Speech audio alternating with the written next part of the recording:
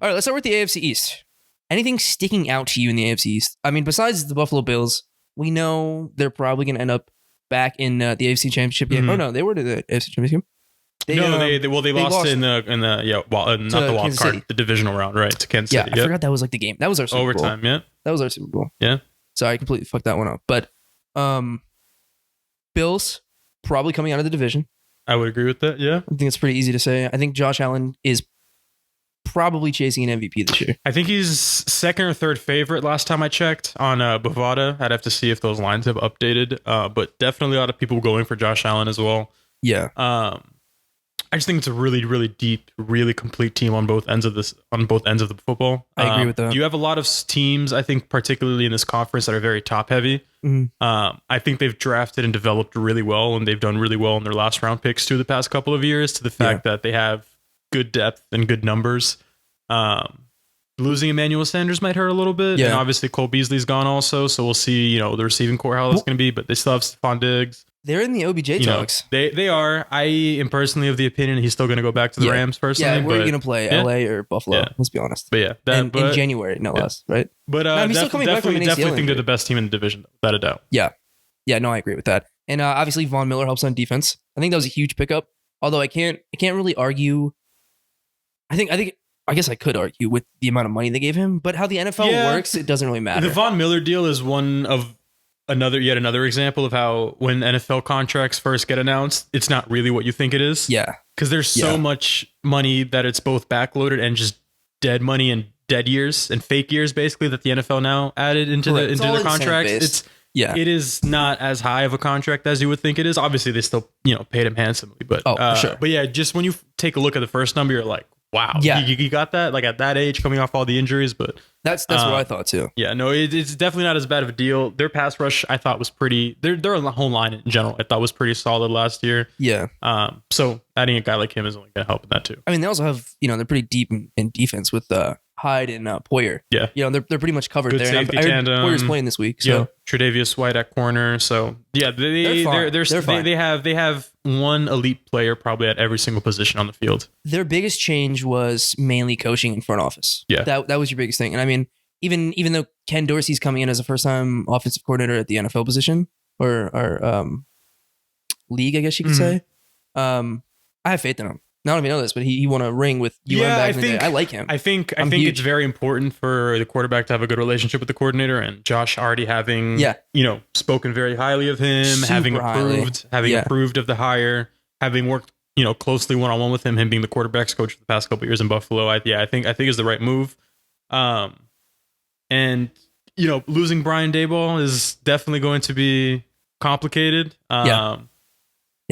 And we see multiple times too, teams who are so close to reaching that next step, they then lose their coordinators. It can sometimes take a little bit of time to readjust. Yeah. Which is a reason why I'm a little surprised that their win total over under is so high at I think it was 12 last time I checked. That is high. They won 11 games last year. So, that did surprise me a little bit, but I still odds on favorite to win that division by easily.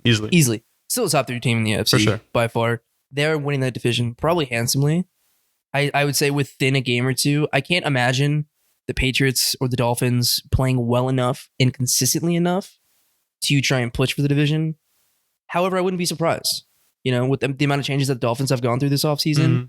I know a lot of people are still pretty low on Tua, and I know we have like constant debates like every week. Tua threw a 50-yard ball, and then someone was like, "Oh, it was edited," or whatever. It's just like this little shit. But most accurate quarterback in the NFL, according to Tyreek Hill. But I think McDaniels is bringing in a new energy, a young energy. Yeah. And I think obviously let's move on to the Dolphins then. Do you have them in the postseason? Do you think they're going to be in the hunt, in the thick of things? They'll be in the hunt. You think they'll be in the hunt? I can't hand them a wild card position.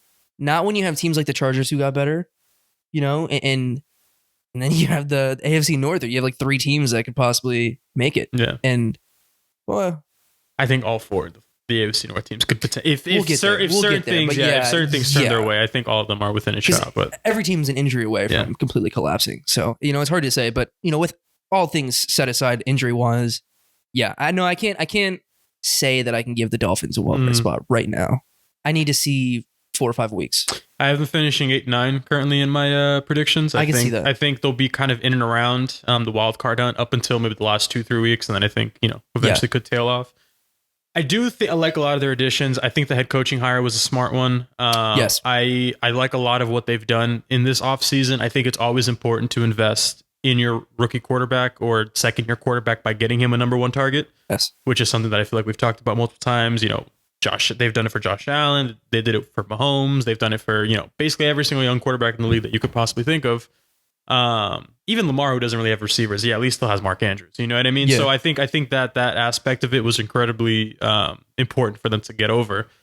Was never a huge Devontae Parker guy. Going to be 100% honest with you. Yeah. I think if you just look, a lot of the advanced stats guys are also not very high, just because if you just take a look at his separation numbers. Does he have that dog in him or not? That's it. That's all I care about. That's it. That's all I care about. You got that dog in him, bro. That's it. That's all I care about. He's got that dog in him. Yeah.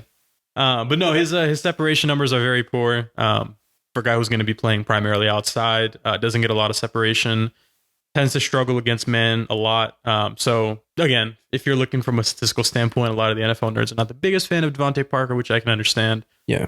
So I do think that getting Tyreek Hill is an upgrade. And then the other aspect I'm interested in now is the Mike Gesicki trade rumors that they're potentially looking at moving on if he's looking for, a little bit more money. I thought they just extended him not too long ago, so that one confused me a little bit, but we'll see what that happens. I think they need as many pass catchers as they possibly can have, though. So all things considered, I think the best thing they did this year was double down on Tua.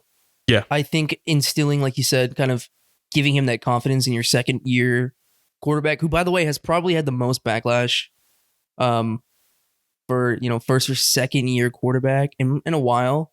A lot of immense pressure on him considering the injuries that he came out with. I'm not the biggest Tua fan. I've told you this before, but I also don't think he's ever properly been in a position where he can show himself off.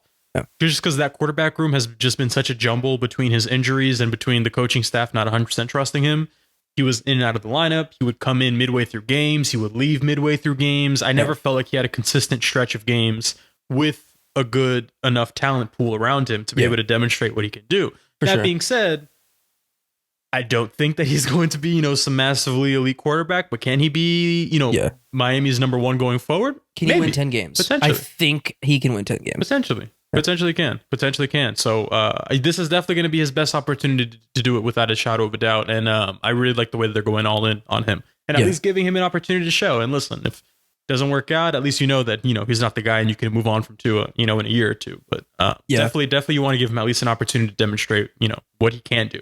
So. I agree. I think the Deshaun thing kind of created a weird rift going into the deadline last year, and then even the offseason. Especially just because they were so publicized as the main team that was going after him, and everyone kind of knew that Tua would have been involved in the deal as well. I think that can be another thing that, can sometimes make you a little bit uneasy. Yeah. There were the Brady Sean Payton rumors over the offseason that have, kind of come out public now, and everyone knows that there was some stuff going on. Dana White was talking about the Raiders stuff also, that he had you didn't see that one? No. He had apparently he was involved with the Raiders trying to get Brady also, around the same time that he was considering Miami. And that clip that he did on the shop with LeBron, where he was like, they're keeping that motherfucker. He was talking about Derek Carr. So yeah, again, I didn't know that. Yeah. But that's crazy. Yeah. Came out recently. Anyways, a little slightly off topic, but I know since you talked about Brady. We'll definitely be getting to him. Yeah, for sure. But yeah, no, I think Miami just narrowly misses out. I think they'll kind of be in the hunt. But a lot of progress then going forward. And we'll kind of see how it all shapes up too. Let's move forward to the Patriots. Yep. Weird season last year, right? You're in like the Mac Jones era now. Any thoughts? Any hot takes? Anything? I think they're going to finish last in this division. That would be my biggest hot take, I guess. Really? I do. Wouldn't be ready to put Bill at the bottom. I do. I think with the Jets situation, I think that the Patriots have drafted incredibly poorly over the last couple of years. They have invested incredibly poorly over the last few years. You just take a look at their roster on paper.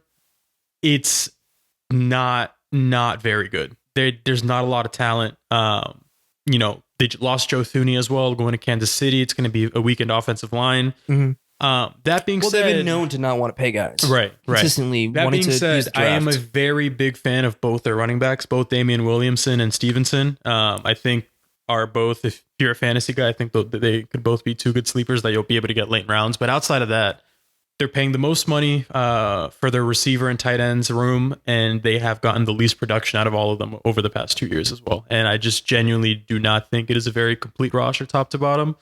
I think they're going to struggle quite a There's bit as well going. I think they're going to struggle quite a bit, especially going into this division, playing the conference. Yeah. Not the easiest schedule, although they do have a couple easy games to start off. So if they're able to start hot, maybe they can put themselves in a conversation. But if they don't have 3-4 wins by week 6, I think it's over. Yeah, I can agree with that. I also think Bill gets the benefit of the doubt for a little bit. I think obviously he's accomplished an absolute shit ton, and I think he's allowed like a 5-year window to kind of. I just think when you look across most sports, I think the success rate for coaches who are also the GMs of their teams is very, very low. Yeah, and I think it's very hard to do that job twice. Or not do that job twice, but to do both jobs at once, rather. Yeah. And there's attachment things. You can fall in love with certain players that might prevent you from making a move. You take different things into account. You're doing game prep for the most part. You're not working on scouting the entire year. Yeah. You're not watching, Division 2, Division 3 college games. You're not traveling to other places it's not. Yeah. You're not in an office setting. You're not full time doing both jobs in that aspect, and I just don't think that is the best way for them to run that football team going forward. Yeah, I agree. It makes it easier when you have Tom Brady. Little bit of Bill Belichick retirement talk. I'm personally not buying it, but I do think it'll be very difficult for Robert Kraft to move on from him as both a coach and a general manager. And I think that if he were to come to the decision that he doesn't want him to do both jobs and it's one or the other, I think he's gone. He's probably gone. Yeah. Can I ask you a question? What do you think a guy like Bill Belichick does in his free time? I just think that guy eats, sleeps football.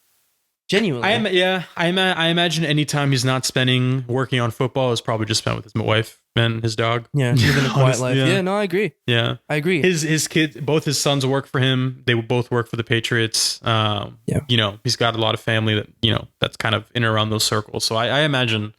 I mean, I'm not projecting what the man does in his free time, but I can't imagine it's much outside of football and family time. You have an interesting take considering the Patriots finished 10-7 in the division last year.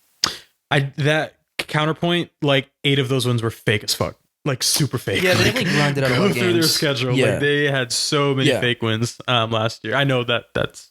So you're higher. I say that a little tongue in cheek. Can I tell you what I'm smelling right now though? I just feel like you smell it. It's a little Joe Flacco bias in the air because I know he's on the Jets now, probably starting week 1. I know you're a huge elite Flacco guy. I don't know. Is there a little bit of bias there? I don't know. I know an elite quarterback when I see one. That's all I can say. No, Zach Wilson's going to be back within probably by week 4, week 5. It's looking like. Thankfully for him, it wasn't a super serious injury. I just think the Jets have more talent. Genuinely speaking, I think the Jets have more talent on that roster. Now, can Bill Belichick just BS his way into more wins than the Jets? Sure, I don't doubt that he can. It's just again, when I do my projections, I look at the talent on the teams, the way that they've been performing, kind of the expectations of both the fan base and the teams itself. And it's two franchises that I feel like are heading in very different directions. I think that this is the year that you'll see a little bit of difference, a little bit of a flip of a change in scenery between the two of them. So that's kind of, you asked for a hot take. That's the one I'm throwing it. Now, am I 100% convinced that's going to happen? No, but if I have to give one, that would be the one for that division. It's definitely a hot take, all things considered. The backgrounds of both teams the past decade or so. Now, obviously, the Patriots are in a whole different era, I guess you could say. I'm just not a huge Zach Wilson guy. I'm also not a huge Robert Saleh guy. so that does say a lot. But again, I think it was a premature hiring. I think for me, it's more so how low I am on the Patriots versus me liking a lot of what I've seen from the Jets. If I could put it that way. But the Jets are infinitely younger. Yeah, and they've also had a lot of time and a lot of drafts. Figure this shit out. Yep. And they got better. They got a lot better. When you have that many high picks and that many rounds, you're kind of bound to hit a couple of times. No matter how bad your front office is, you're bound to hit. Eventually. All right, so that's the AFC East. We'll wrap that up there. Standing predictions. Let's hear them. Let's see if we can agree on them. Buffalo, Miami, New York, and New England. I would switch New England, and then I think we're good there. Yeah, for the most part.